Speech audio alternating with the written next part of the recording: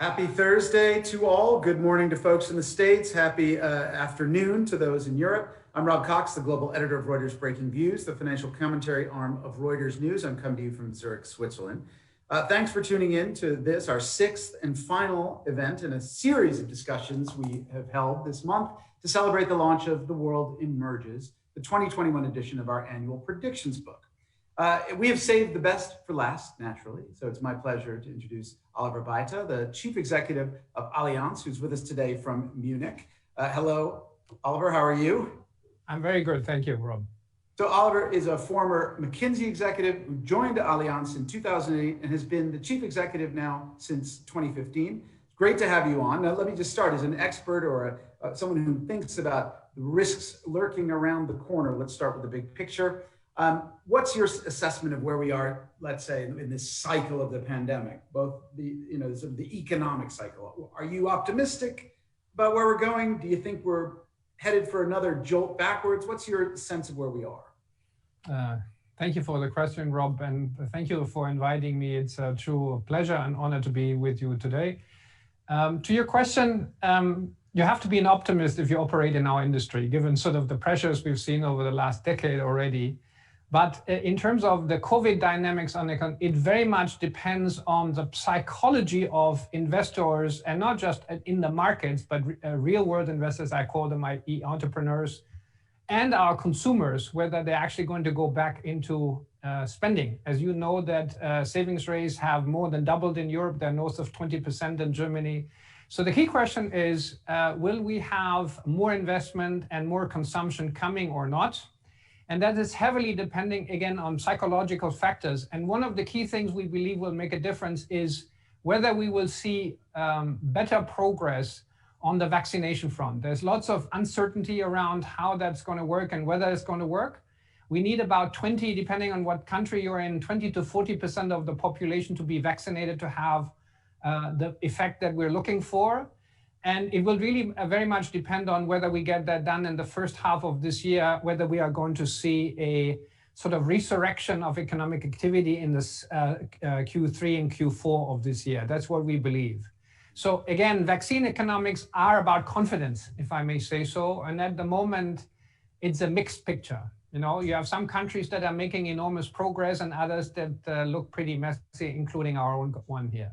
Yeah, no, that is, I mean, there is a sort of sense that if you work your way through the oldest part of the society, you know, the most vulnerable, and you will start to see that manifested in much, declining death rates, which seem to be the flashing red for most of us, and reduced hospital utilization, all of that. But I mean, do you think the markets, this is going to think about financial markets, which of course are reaching, as ever, sort of new highs. Do you think that they are just completely discounting the possibility that we will not get to those points where the 20 to 40%, or that there's absolutely no sense that there's a risk, almost, it seems? Yeah.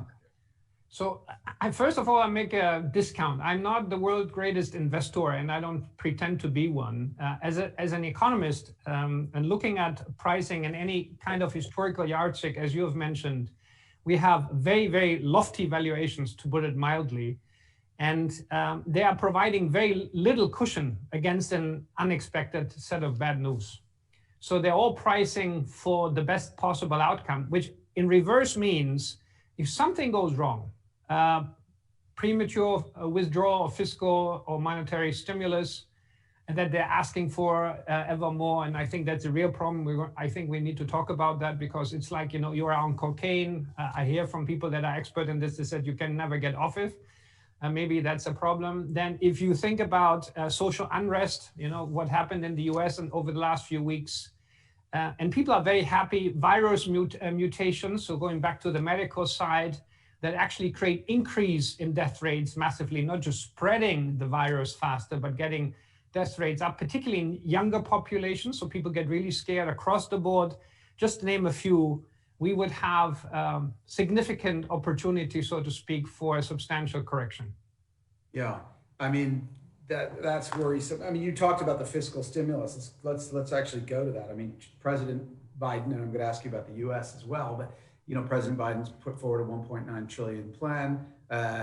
Central banks keep pumping the money in. How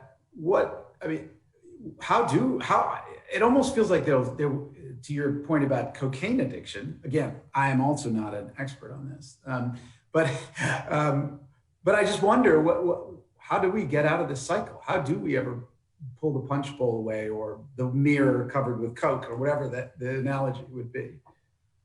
This conversation, Rob, is actually ahead of the game because nobody's asking the question or dares to ask the question, because then you have to deal with the consequences. At the moment, the central banks are saying we are without alternative. We have to pump the money in. We have to do that in order to avoid a collapse.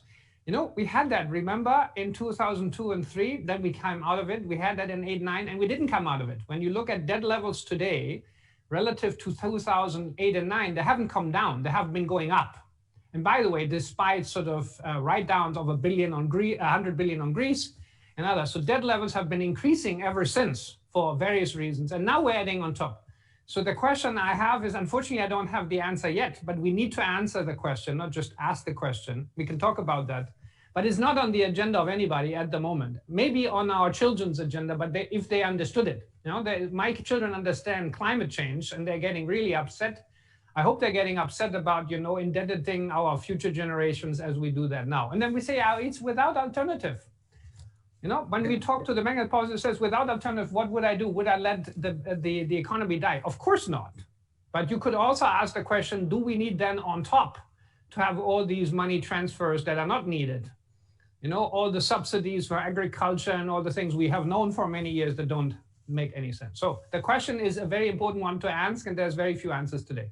I mean, one will in theory, if some people's views about the economy are correct, and when we see a sort of real euphoric bounce, should everything go right, as markets seem to be pricing in, with all this money sloshing around out there and all this pent up demand, I don't know about you, but I can't wait to go out and have a little revenge spending at somewhere in a bar, a music festival, anything.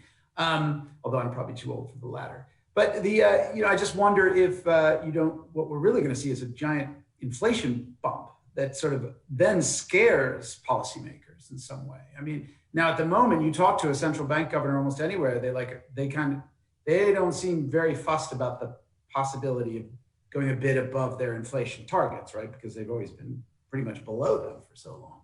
Yeah. Is that the thing that's the catalyst for the great shift? It's a very good question. That is the question, Rob, are we actually going to create inflation really for the first time? Now, remember, that is what people wanted to do after the financial crisis, that said we're doing quantitative easing in order to stimulate investment in the real economy through the banking system by making lending really cheap. Now, what has happened? Nothing has happened. No. The lending hasn't happened, the investment hasn't happened, and the only thing that happened is suppressed interest rates on debt. So the governments went on spending and reallocation of money, and the debt levels increased, but not the investment to the same degree. So if history is any prediction of the future, I'm not saying that it is, it's very little chance that we get that. We end up more like Japan with ever higher debt levels. No, the only difference is in Japan, all the debt is owned by their citizens. In our nice little European system, we are now really moving the debt from the south to the north. Right, and the Japanese seem willing to be financially repressed for the most part. I'm not sure that would last long in Europe or certainly in the United States. Yeah, so we need to go through the question. We need to ask it whenever we have the attention. I think everybody's busy now with vaccination. It is clear we will have a massive rebound short term, but whether that is going to be sufficient to overcome the structural deficits, underinvestment in technology, underinvestment in infrastructure of any kind, underinvestment in education, underinvestment in the energy transition into what we need to do, insufficient investment, for example, in hydrogen that needs to come. That is very important. The other question I have is always very interesting. So if we are opting, by the way, the question is who actually, as an electorate, authorized that we are now basically having to bail out at European level individual countries. I thought that was actually prohibited. But let's assume that we found a way to legitimize that. Does that mean that we're going to have less debt on the national level and at the state level? Normally, logic would suggest, you know, you have more debt in Europe than you should have less debt anywhere else. I haven't heard anybody saying that.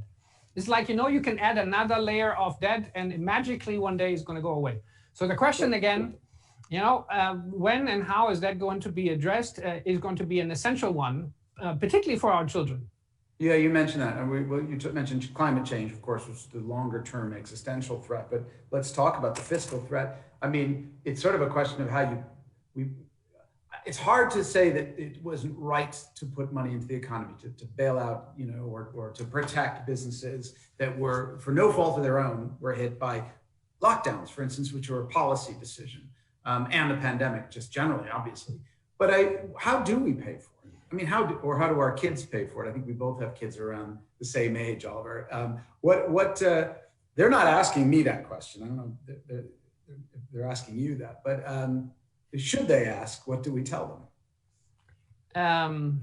Unfortunately, again, if history is a good forecast for the future somewhat, it doesn't happen without debt restructuring and write-downs, and then the question, who will pay for that? Yeah, and you know, if people think they can do it through increased taxation, we have that debate. You know, we are already at the highest level of taxation that we've ever seen in our country. You know, when you make as a household 110,000 euros, you're already considered to be rich. That means you're in the highest tax bracket. We have north of 20% VAT. You know, the issue is you can tax the cow to death. At some point, it stops giving milk, right? So increasing taxes redistribution is not it. The answer has to be we need real innovation and productivity increases, because population growth as the other driver has to be very carefully managed, as we know, you know. And so therefore, there are economic answers. The question is, do we have the political will? And with a very strongly aging population, Rob, you know, and, you know, my father's 85, he may say, you know, there's enough money for me left. You worry about it. Right. But when you say the political, so maybe go back a little. So write-downs and restructuring. Now, as I'm imagining Allianz, which has trillions of dollars of investments, including in lots of these sovereign bonds and things like that, that's not what you're looking for. That would not be a great, you don't want to give a 20% haircut. Yeah, but to your original question, by the way, we had a haircut, unfortunately, in 2011 on Greek government debt, when, by the way, no public investor ever lost any money. It was the private sector that had to provide 100 billion, and we were part of it. And the key point is it can't happen again. So we have to have a risk management policy to protect our policyholders. We need to protect our savers. That's actually our job, to navigate these waters as well as we can. So really having risk management policies that, by the way, are also inconsistent with regulation. And I don't know whether you know that, but if you invest in a BBB country in government debt in Europe under regulation, both as a bank and insurer, that's considered to be a risk-free investment. So whether you're in a AAA country like Germany or a BBB or a non-investment grade country, you know, it's considered to be risk-free. And we have always talked after 2008 and 9 about the so-called doom loop, right? So that the banks invest in national government debt. That hasn't been addressed. And I think it's about time that the public notices that you know, the financial system has been improved massively, but it's still fragile in many ways. So our job is actually to protect our policyholders against these, you know, predictable risks as much as we can. I mean, you talk about the political will to do the things. I think you mentioned investment in technology, education, the energy transition, infrastructure. Now, of course, going back a little bit to this idea of this Hamiltonian moment for Europe, the Recovery Fund, which was essentially mutualized debt, which will then be handed out to various countries. I think Italy gets the largest chunk. That is, of course, designed to I think in many cases, to kind of get up to speed on some of those issues, to fill in the gaps on infrastructure, technology, education. Are you not confident that this will work? So that's a good question. So again, being an optimist, I sincerely hope that it works. And by the way, we have had restructurings in Europe, now just to go to the optimistic side, programs that have worked. Think about Cyprus. Everywhere the ESM, by the way, we're the biggest private investor in the ESM. We really believe it's a fantastic structure, very, very well managed.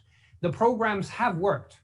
But one thing that is very important, sort of implicit in your question, is that you have to have the money going to investment, into really addressing the competitive gaps, into addressing education, and not redistribution, and not into consumption. By the way, we have enough private money for consumption. It's there.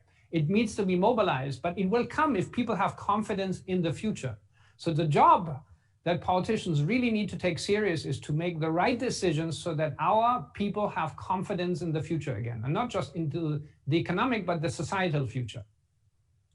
Yeah, no, I mean, one of the things you and I talked about last year when I visited you in Munich was just sort of lessons. This is a sort of broader question, but lessons that societies, well, let's say Western liberal democratic societies can learn from, or takeaways that they should have from this, the pandemic, and compare and contrast that with other countries that are, I mean, everyone points to China, from which the disease emanated, and yet China, I think, had 2% GDP growth last year. The fourth quarter was back to 6-something%.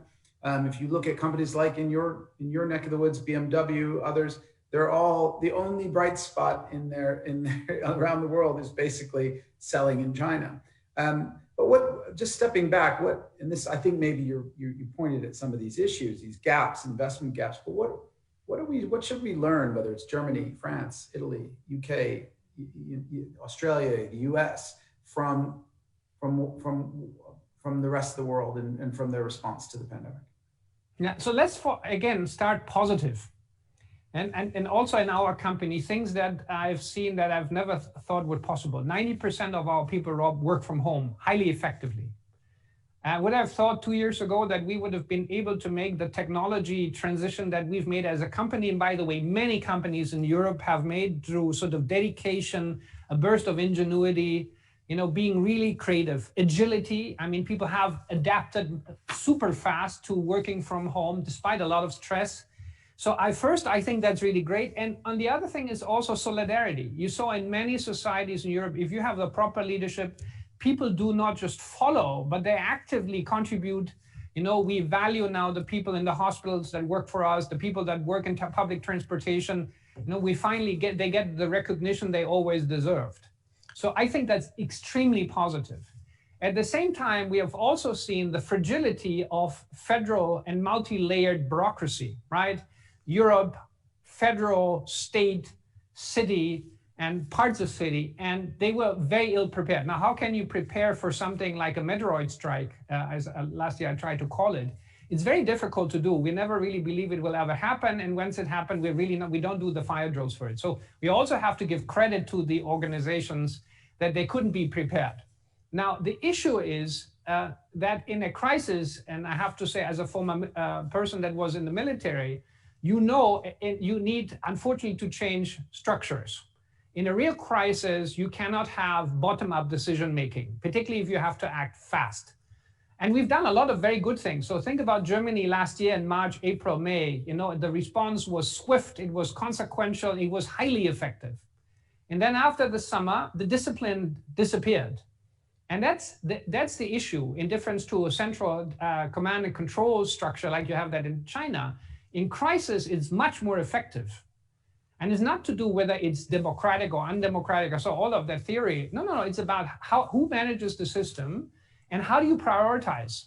So the discussion we have in Western society always is about individual freedom and collective safety. And I know it's a very difficult thing to trade, but at the end of the day, one has to make a trade of decision. The key thing is making a decision. And often the worst thing is not making decisions or reversing decisions every 3 days.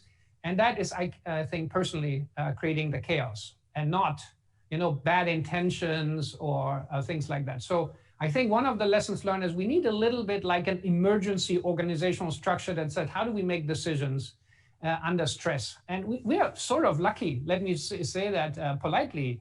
Imagine that virus would have been a little more deadly, for the average person. Our society would be looking very different with the ineffective responses that we've had.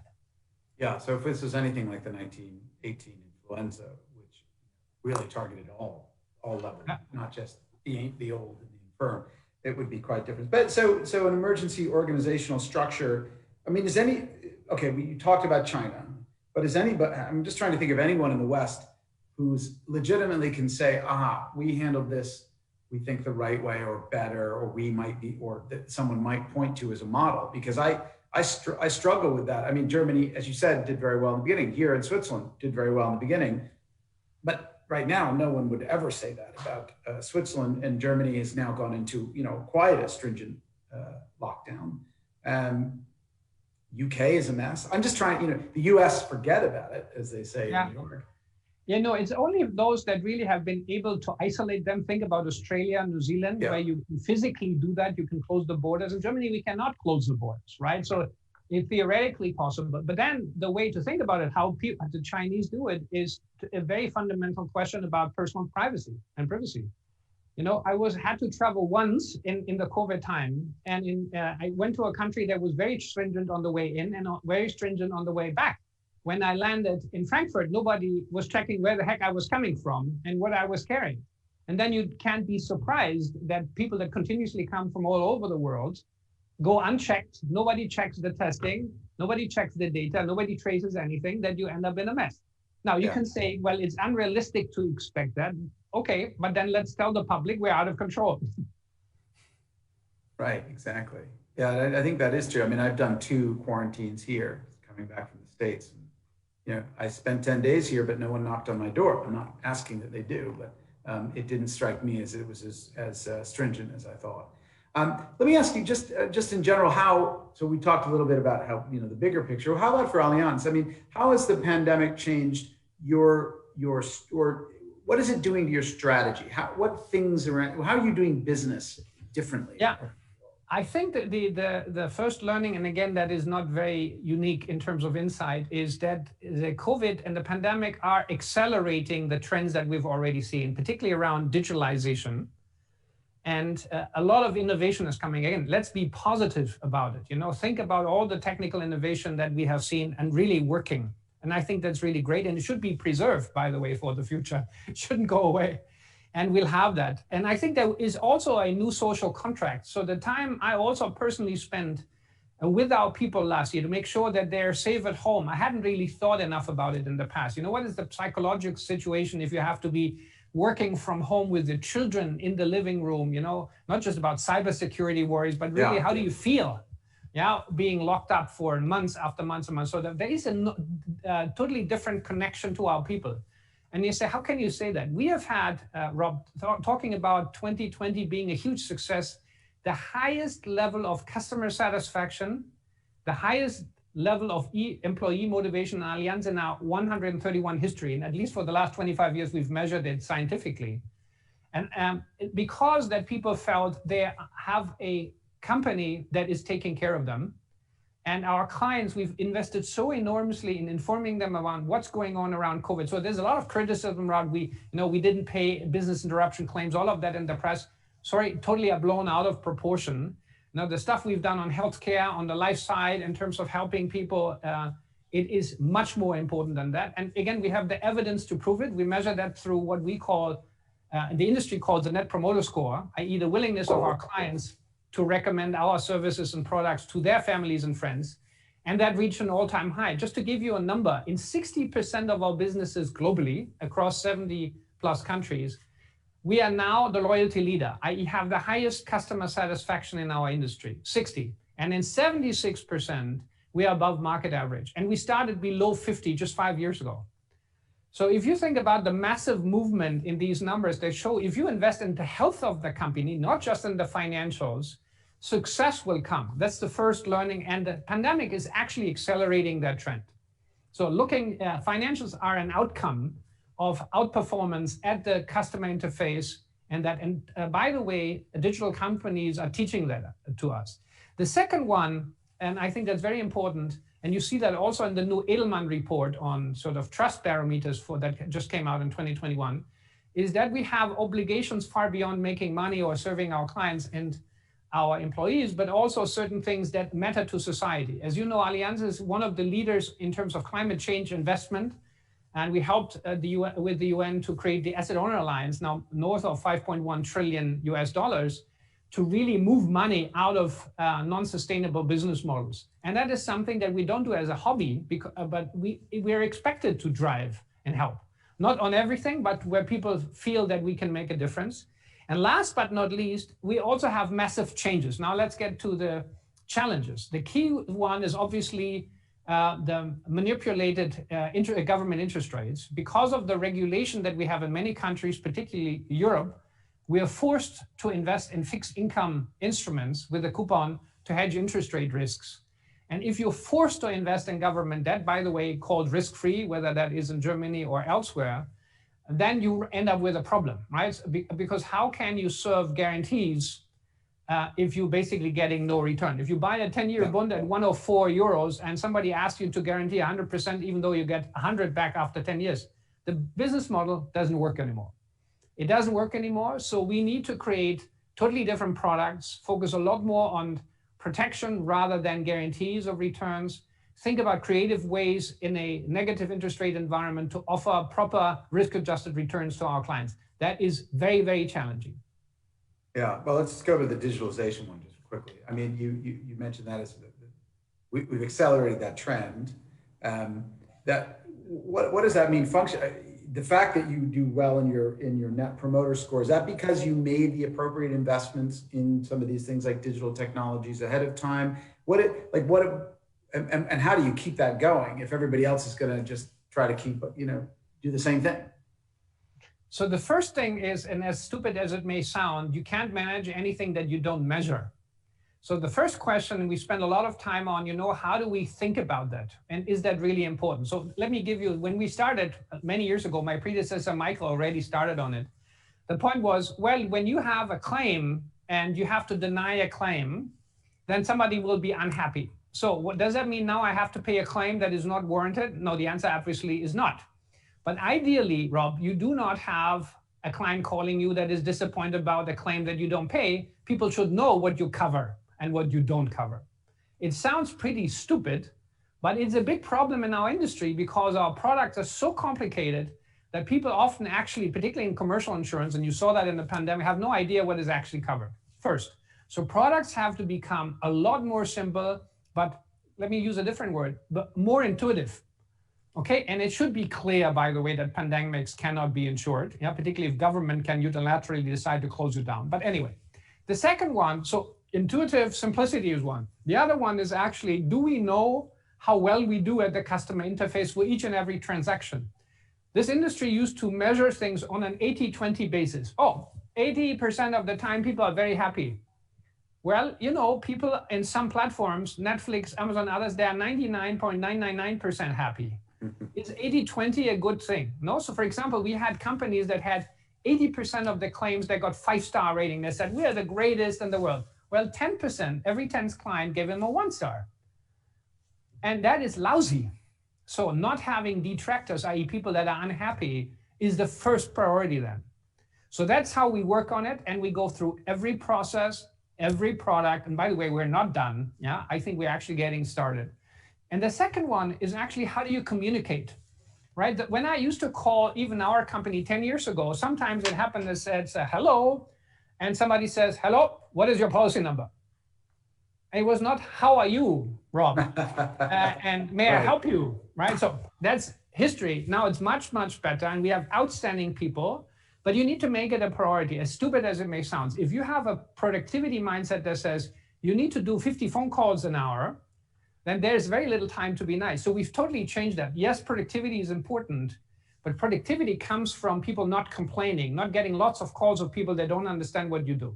So again, it's a lot of things that in other industries has happened a long time ago, but simplification in intuitive products and services and having a lot more empathy with the people that do and being clear about what you do. And by the way, what about what you don't do? Sure. But of course, then, as you mentioned, the other risk or challenge is interest rates. So if interest rates are negative or zero, and you're having to make guarantees or make, best effectively, I mean, how doesn't that make things like the life insurance business somewhat toxic?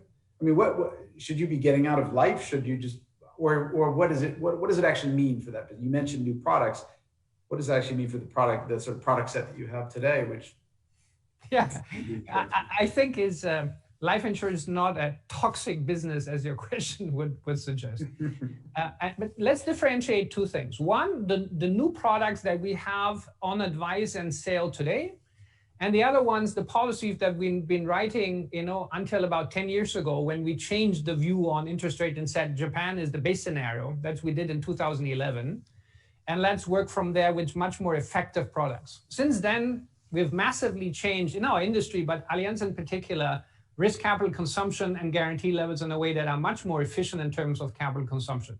So going forward, we actually believe we have excellent products for our consumers, whether they be through retail channels or through workplace and companies. So they are there. And by the way, there's a lot more focus on protection and health, and the pandemic will heighten that. The real challenge is for the industry, when people have been writing policies 20 years ago, when interest rates were 5 or 6% risk-free, so to speak, AAA rates, and now with financial repression, how do you service these policies? That is the real issue, and it is like a debt restructuring. It has to be addressed. Now, in our case, we have thought about it very early and did a lot of things to really alleviate the pressure. So we feel very comfortable that we know what to do with these books.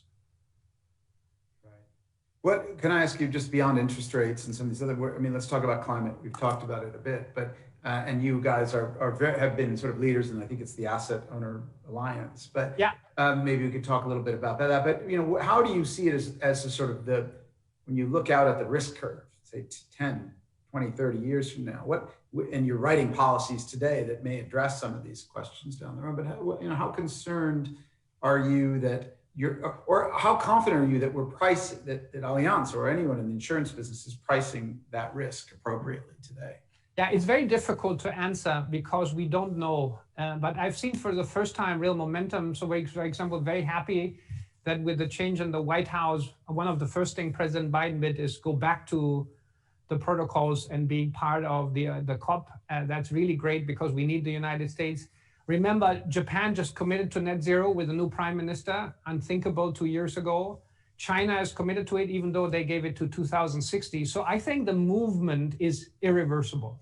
Now we have to put the action plans into place. What is the specific things that are going to happen for particularly energy and CO2 emissions to be changed? And we know what the sources are. By the way, we have a pretty good idea on what has to happen on the various levers. Now it's about the practicalities of implementing plans for that to happen. And I am personally very, very confident that we have now enough momentum to address it. And I think they will be irreversible. Now, again, it's about determination. And my initial worry, by the way, personal worry, when COVID really went really gangbusters, that people would drop that as a priority. It hasn't happened. It's really good that it hasn't happened. And again, the next generation is reminding us that is important. And it's also a good business. A lot of the innovative, for example, power sources, hydrogen offer significant innovation returns. So it's not that it's just about doing nice things. There's also economic opportunity in the energy transition if the incentives are properly set. Yeah, but it's funny you mentioned countries are committing to net zero, all that kind of stuff. Companies too. I mean, every day there's a new. But it's often easy, let's say, for a sitting CEO today to commit his successors to have to do something 5, 10, 15 years from now. I guess sort of what have you done at Allianz, and that is sort of more than just you passing on, not that you're leaving or going anywhere. Yeah, I know, but what is it that you are doing that actually is sort of measurable points, action points?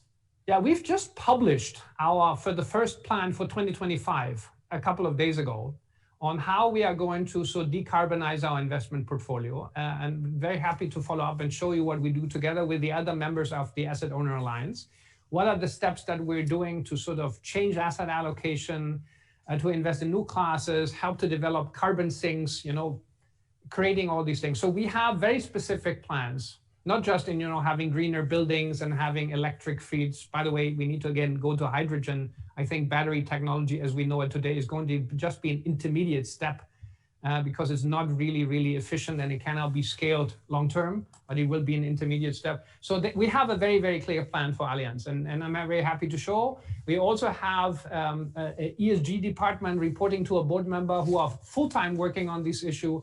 And we have also, by the way, on our supervisory board, one of the few companies that actually have an ESG committee coming that will focus on really measuring the impact. So these things are hardwired in our targets, and not just for 2050, but also for my plan. And every board member in Allianz, every executive does have that as part of his targets. It's not a nice to have. It's a core part of how we incentivize people. And I think that's the right way to go. Right. You've mentioned Joe Biden. Well, yesterday was kind of a biggish day. At least it does seem that we've turned he's taken the temperature down, which I think was the best that one could hope. And it's quite a significant improvement. But what are your views about, I mean, what are your hopes in terms of, from the business environment? What is a calmer U.S., a U.S. that's a little bit more, let's say, more dependable on multilateral international organizations?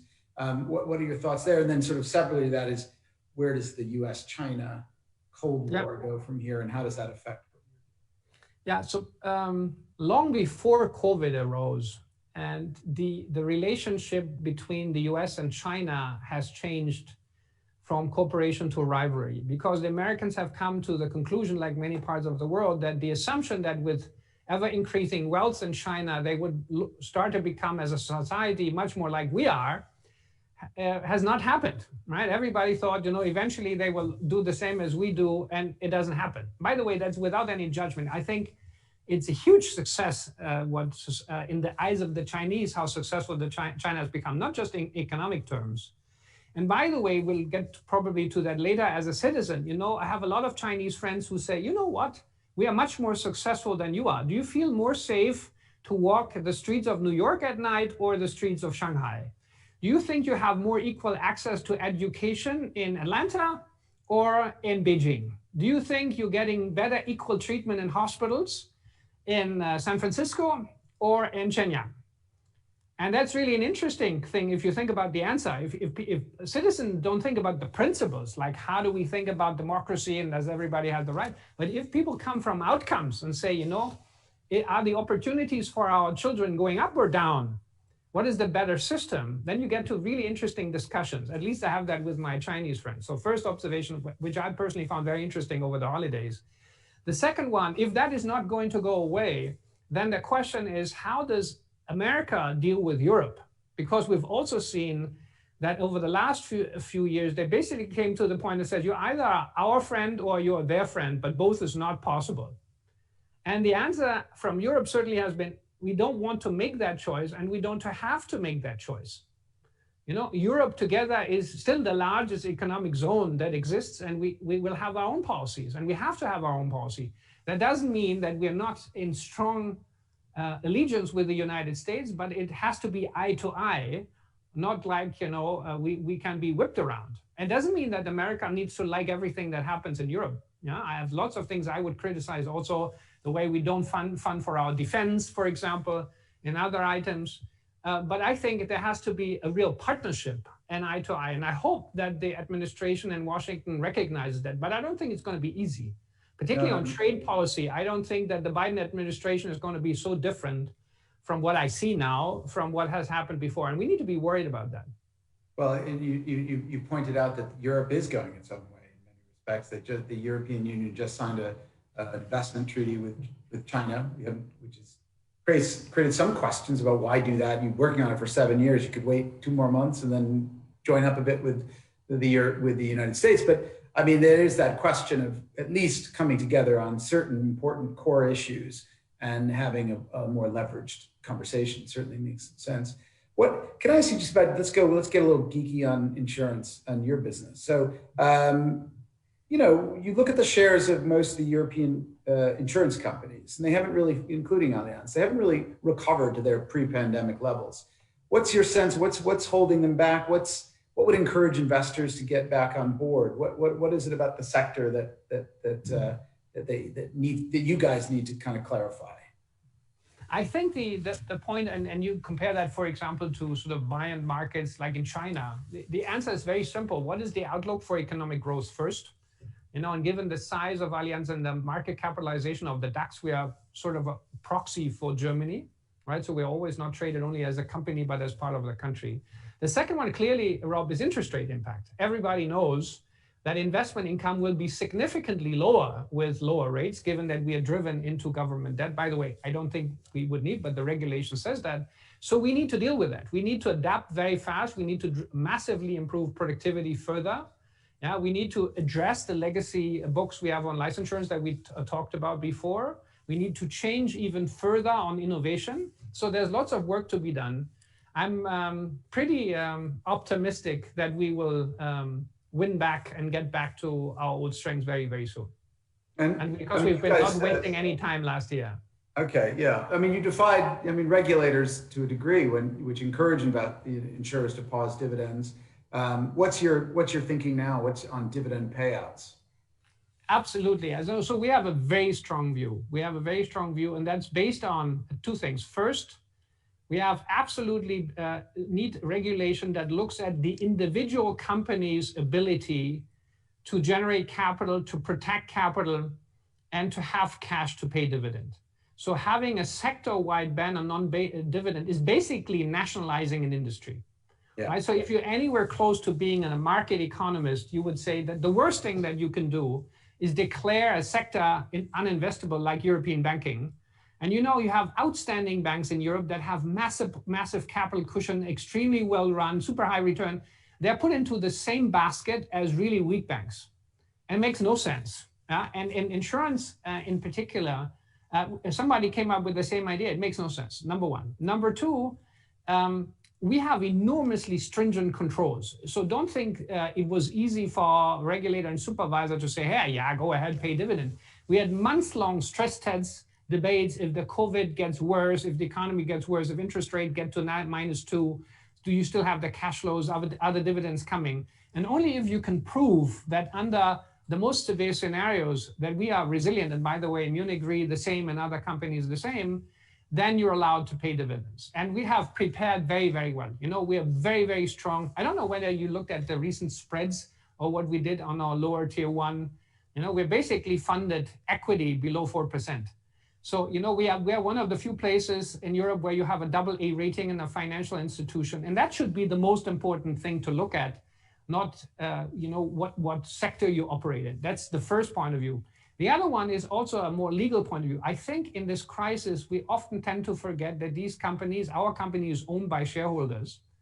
And we have 700,000, Rob, private individuals that own our shares. 700,000. And if you basically deprive them of pension income because somebody sitting somewhere says, you're going to get your dividend. Again, I'm not sure that should be taken lightly. It's their right to the dividend as long as we can pay it. And therefore, for these two reasons, we need to be very, very careful, really, really careful.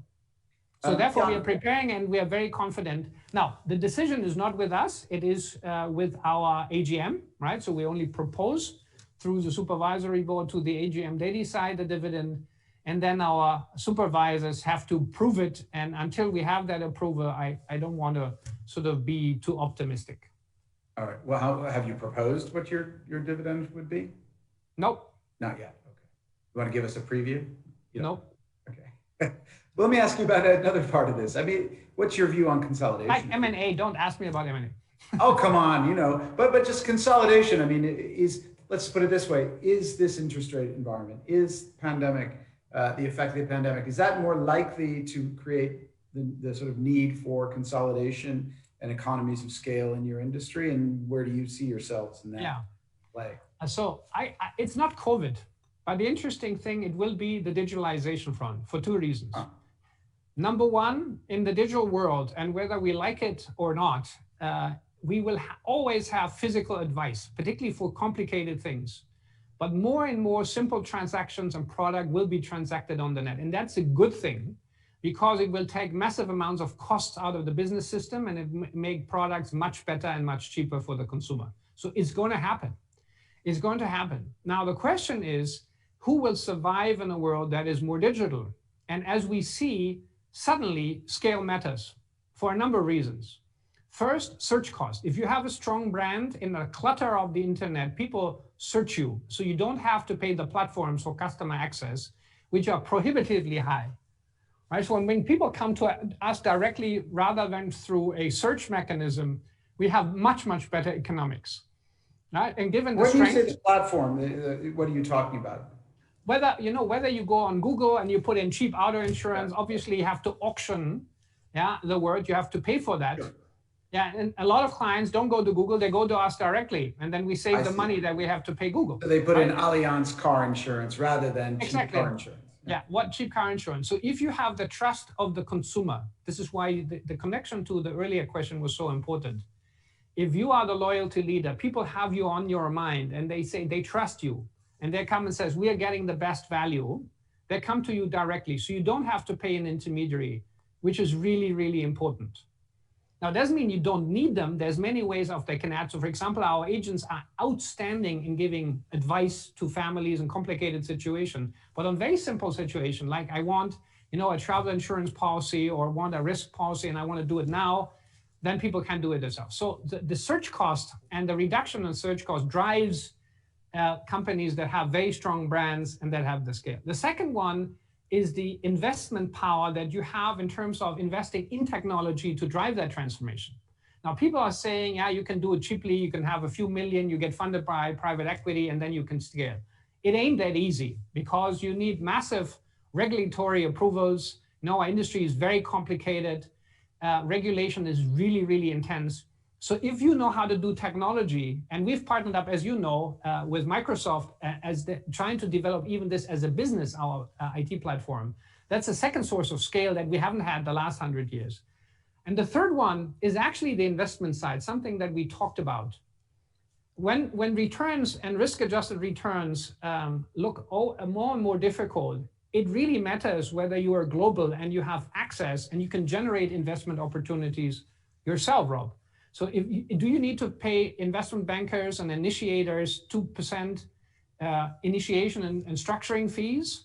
Or can you generate the infrastructure and alternative assets yourself? And given our outstanding asset managers in the group, PIMCO and Allianz Global Investors, we do have the capability to do that to ourselves. A lot of smaller companies don't have that. So I believe there will be consolidation coming out of the convergence towards digital over the next few years. And will you be a consolidator? Yes. Okay. Any particular markets of interest to you around the world Quite a few. We have done a few. I think the most important thing is that markets are still largely defined around customer groups and geographical boundaries because regulation is still very, very local in many ways, particularly in health and life, but also in property casualty. So local scale really matters. So over the last few years, we really scaled up where we saw an opportunity. Think about the United Kingdom. We are already the largest P&C insurer there. When you add in our large corporate business, people don't count it that way.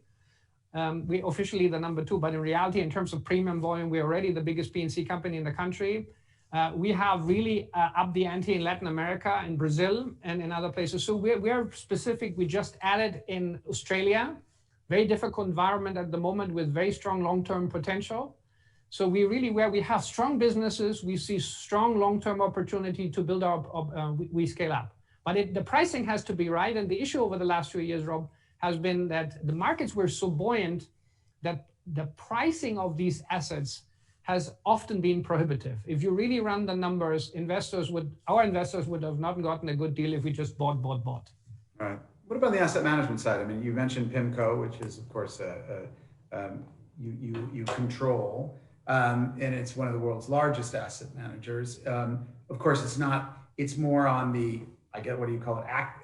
It's not a passive manager in the same way that BlackRock is. But what is your sense of where it's going to happen in the asset management business? And what hopes do you have for PIMCO? Yeah, there is also consolidation. Now, the PIMCO team decides its strategic direction amongst the partnership. We are an involved party, but their direction is fine. But we have just done M&A. It wasn't called that way. Last year, we brought 100 billion of assets into PIMCO. It was called Allianz Real Estate, a company that our colleagues developed in Europe over the last decade or so with the help of external hires. It made it one of the most important real estate investors actually in our industry. And the time when time was right and the maturity was right, we put it into PIMCO, and it's going to have a fantastic future. So not everything is a purchase. It's also developing an asset, bringing it in and scaling it up as PIMCO is moving more and more into more complicated areas with more stable rate and higher returns, more stable asset bases in the old space. So we're trying to help them that way also. Yeah. I mean, well, the other question is, I know what you've been doing with your balance sheet, the Allianz balance sheet. We talked briefly about it, the Asset Owner Alliance. PIMCO, of course, as you say, they decide their direction. Now, the direction of the Asset Owners Alliance is certainly been more, I should say, I guess the word is proactive on some of the climate stuff. Well, how do you get the PIMCO aligned with that as well?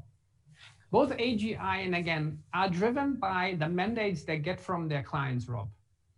So it is not that we actually even have the legal opportunity to tell them what to invest in. We can recommend. But if a pension fund says, I would like to invest in this and that, the only thing that in the end of the day you can do is completely negate the mandate. You can basically say, I don't want to serve you anymore.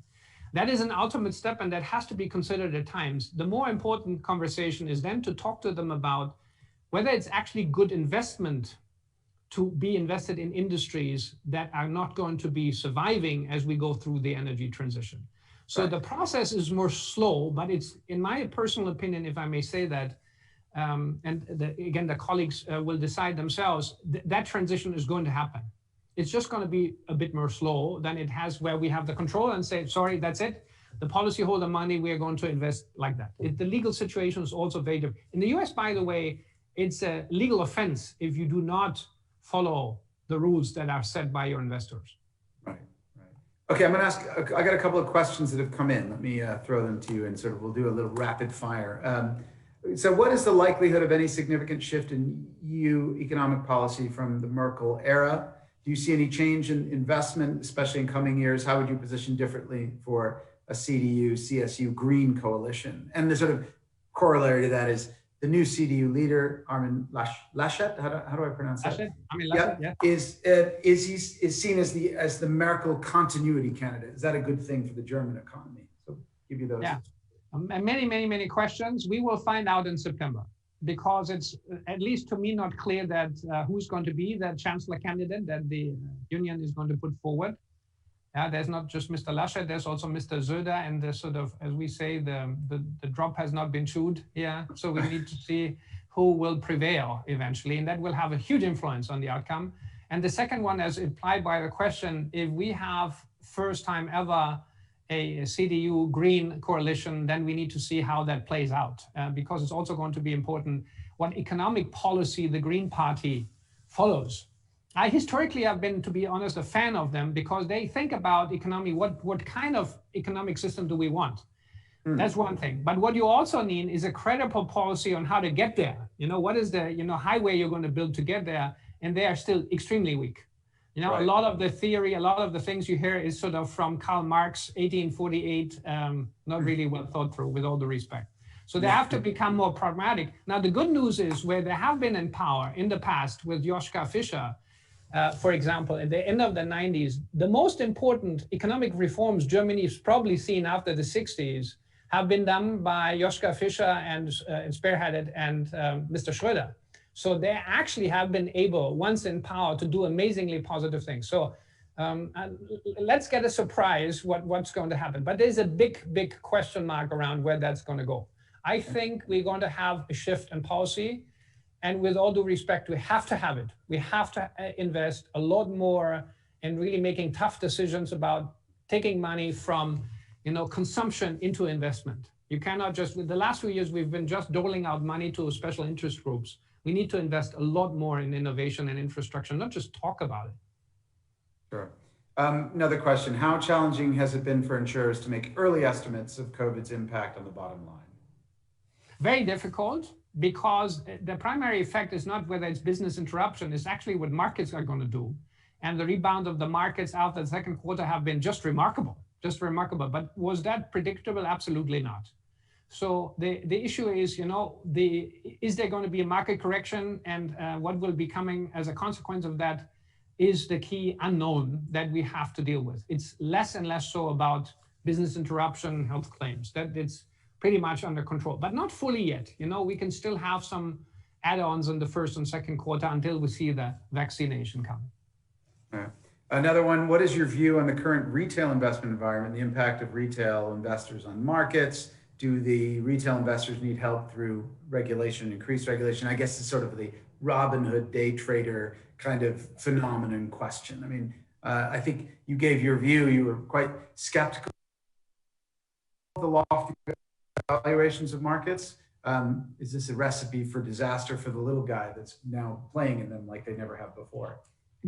Good question, Rob. To be honest, this time I pass because I don't know the answer. I don't have the facts, so I don't know how exposed, how leveraged retail investors. I really don't know the answer. I'm sorry. Yeah.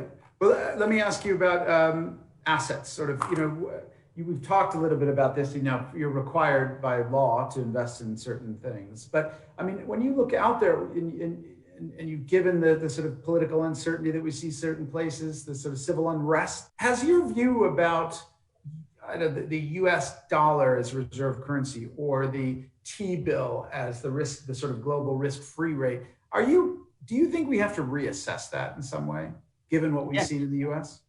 Absolutely. And you see that already in the weakness of the US dollar, right? It's trended down and may trend down more. But it's, on the other hand, it's been remarkably resilient because what's the alternative? People are stuck, right? That's the issue. And I think there's a big gamble going on in the central banks that people have nowhere to go, right? That we can keep on doing that. And I don't see a buyer strike coming anytime soon. The issue I see is there's lots of risk outside of the banking system that we don't see. You know, a few years ago after the financial crisis, we used to talk about shadow banking. Remember that? Yeah, and that we need to get control of that. You know, the leverage hasn't decreased. You know, it has massively increased. Do we measure that? Do we manage that? I'm not so sure. I'm not a central banker. Maybe they think everything is under control. So the next crisis, the next hit will come from other corners. And I don't know where. So the issue is what we can do, and for our policy, we have to do stress testing continuously.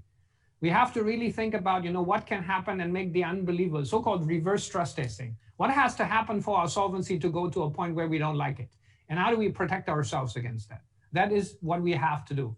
But as a person, I'm very worried about that. You know, we have a TV series in Germany running, it says that deals with 1929 when there was the global crash.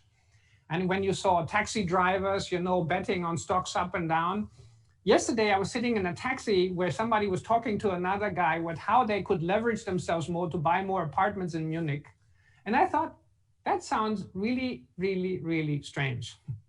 Yeah, no, it's as you say, history, if it doesn't repeat, it sure as heck rhymes in these things. I guess last question. So you've been at it since 2015. This will be your 6th year then as chief executive. How long do you plan to stay? And you mentioned that you're not a central banker, but it sounds like you could be one. No, I don't think they'd like me for that job. No? No, I'm not. I don't think I'm popular with central bankers. But anyway, that's not the question today. The official answer is my contract runs until 2014, the end of it, and then we see further. Until 20 when? 14, end of 14. Okay. All right. No, we're 2020, 2024. Okay, I was wondering. I was like, wait, so you're not technically still with the contract? 14 and 2024, that would be 10 years. I see. Yeah, 10 years, 23. Okay, well, so we'll have another one of these conversations then before then. Thank you very much. I really appreciate you giving us time today, Oliver, and thanks to everybody out there who's tuned in to this, our last predictions event of the season. And hopefully it will be a great year for all of us and for all of you. So thank you very much. Thank you very much, Rob. Goodbye.